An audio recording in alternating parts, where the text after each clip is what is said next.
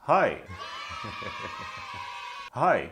Good morning, good afternoon, good evening from whenever you're watching, and if you're watching from the distant future, hi.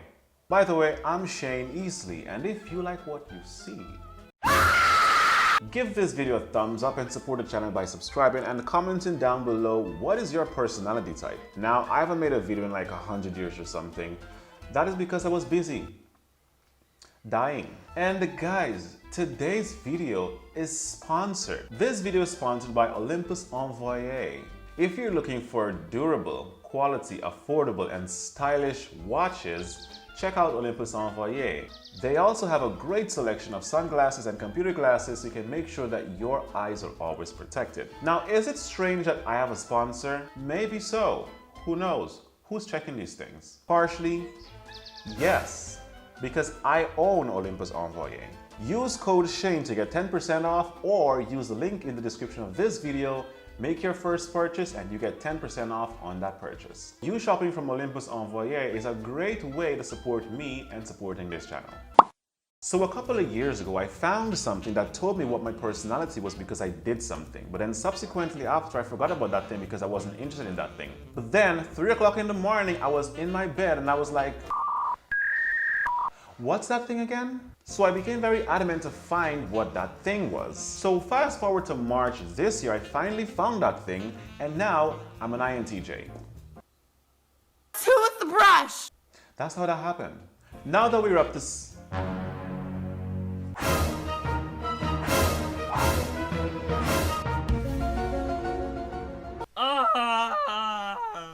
Now that we're up to speed, I find it very creepy the level of accuracy that it tells about my personality. There are people doing construction outside, so if you can hear that, people are always doing construction here. It is so sad.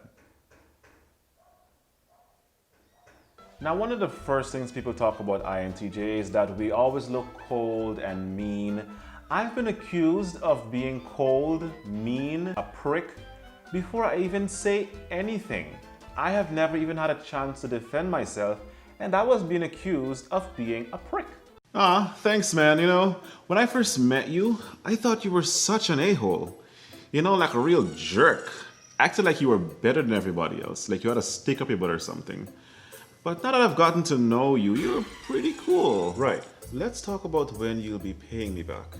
First off, we don't talk unless it's necessary. In fact, most of the action happens in our minds, might I add. We have a very vibrant and active imagination. And when we talk to you, it's typically on the basis of us trying to confirm something that is in our head, or as a part of a plan or a part of something. There's always a reason for when we talk. So if there's no reason to talk, we're not talking. I hate small talk. Who invented that? We say what is fact and could care less about how you feel about the fact of reality. How you feel about the fact of reality is irrelevant. That's weird. And why do I need a face expression that says something all of the time? Who invented these things? Words and action convey all the messages I need to convey. People say we don't like to go out and have fun. Hey, let's hit the club tonight. A lot of alcohol, a lot of ladies. We'll have a good time. No. You don't like having fun, do you? You don't like going anywhere. You're pretty boring, you know that, right? Why would I need such pointless distractions?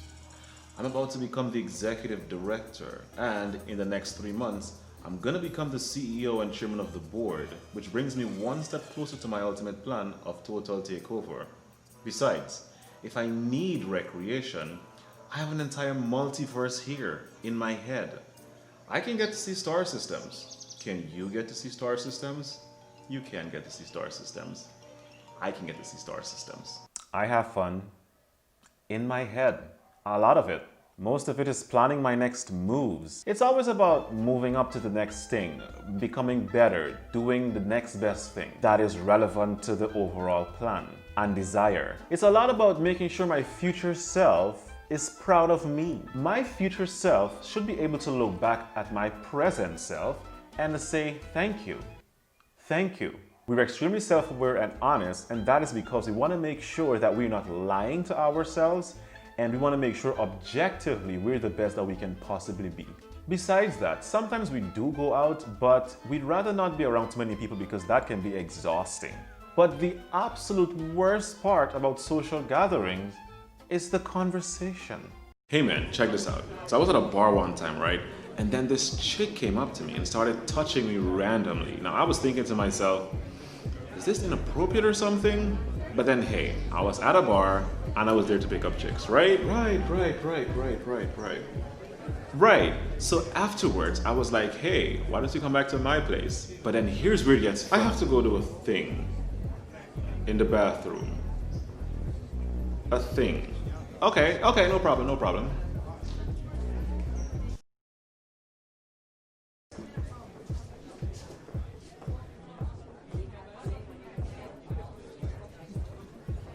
He's just standing there.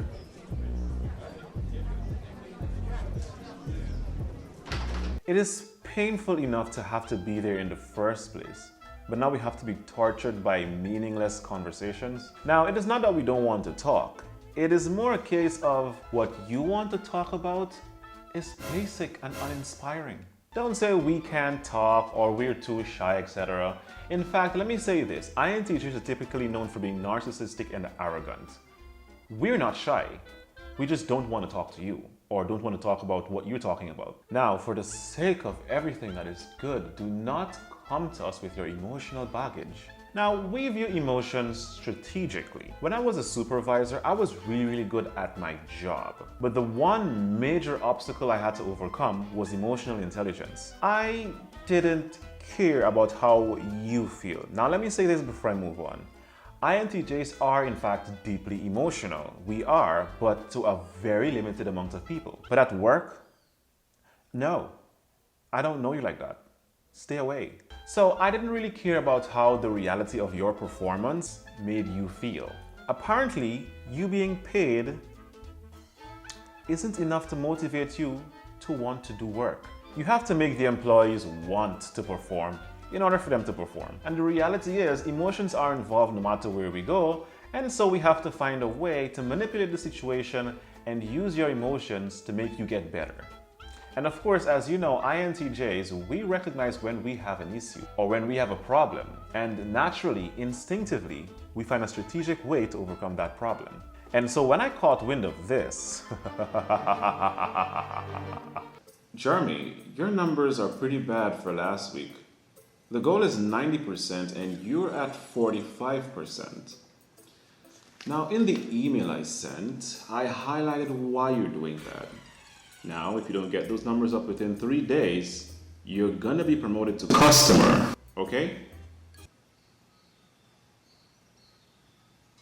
I know the numbers aren't looking up, but here's what. I have a plan. You're gonna need to trust me though. You can make it. Also, I overheard that you want to be able to afford rent this month. Get this. If you meet your target, you're going to be able to afford rent this month. And also food as a bonus. And if you keep meeting your targets, you're going to always be able to afford rent and food. Isn't that good news? You see, INTJs want to be the best at whatever we're doing, the best that exists and will ever exist. That is always our goal. And a lot of us recognize that dealing with people's emotions is going to be one of our major obstacles. It produces an environment pretty much where we don't have control, and INTJs love to be in control. Not of you, but of our reality. Listen, you tell someone a fact of the matter and the reality that they have no control over, and they would stop functioning as a human being altogether. Which makes no sense to me. That will never make sense to me. We also find it tough to cheer people up. And I have a very interesting interest with death. I was in an accident. And they amputated my feet. How would I live? There.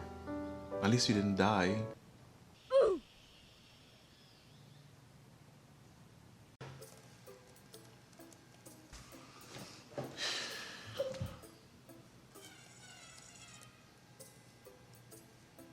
What's the problem?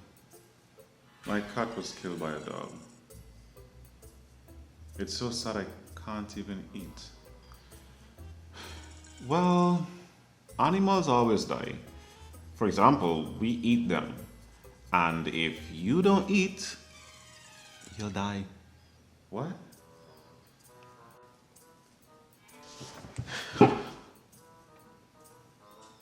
My girlfriend broke up with me. This is just...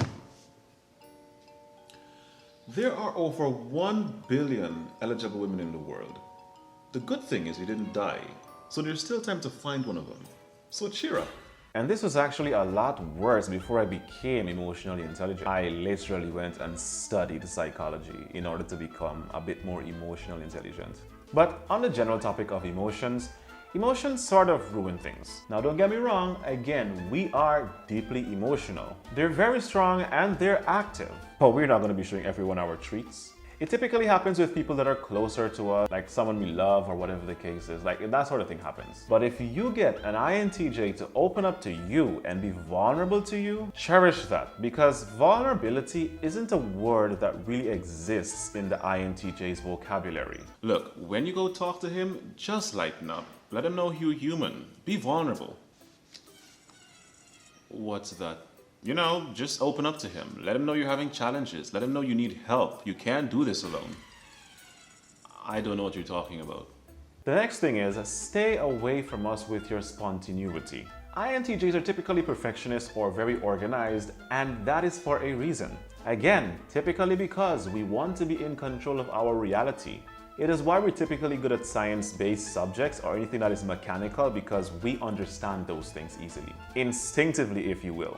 Also, I'm kind of curious, how can someone possibly go through life without a plan? People do that and they thrive at that sort of thing. But I could never go through my life without planning, or my day without planning. And you know what's weird? I'm like super lazy, but not super lazy. It's like I'm lazy, but with reason. But it's like I'm always busy, and I'm never doing anything, but I'm productive, and I'm lazy. That happens all at the same time. Can someone explain this to me? Oh, and the parents, do not do this. Hey son, I saw this course online that teaches you Microsoft Office, like spreadsheet and stuff. I think you should take it. Enrollment starts soon. My paternal upbringing. Why in the world would I go to school and pay money to study such an incredibly ubiquitous skill? I can teach myself that in my sleep, hands tied behind my back, while trapped underwater, in a box. We don't do things unless it is necessary. And to be honest with you, I think school is kind of pointlessly long a lot of times. A lot of things that I did in school could have happened so much faster, but they decide to stretch everything out to milk you for as much money as possible. And you're wasting years of your life just in school. And even my formal education was a group of hyper-specific academic that fits into an overall plan. World domination. Now, if you're a traditionalist, you would not be getting along very well with an INTJ. Being a traditionalist stops innovation. And if you stop innovation, that means you're stopping progression, which is the opposite of what we want to do. Also, don't think you can ever surprise an INTJ. We see everything that can potentially happen from a mile away. It is because we overthink things a lot, and we're very imaginative. Just note, it is better to overthink than to underthink, because if you overthink, it puts you at an advantage. We can see right through your genjutsu. So those are pretty much the confessions of an INTJ. If you have an INTJ friend, I hope you understood something that you can better communicate with an INTJ. If you like this video, give it a thumbs up, support the channel, go over to Olympus Envoyer and grab yourself one of those beautiful watches, or a computer glasses. Anyways, thank you guys for tuning in and enjoy the rest of your whenever you're watching.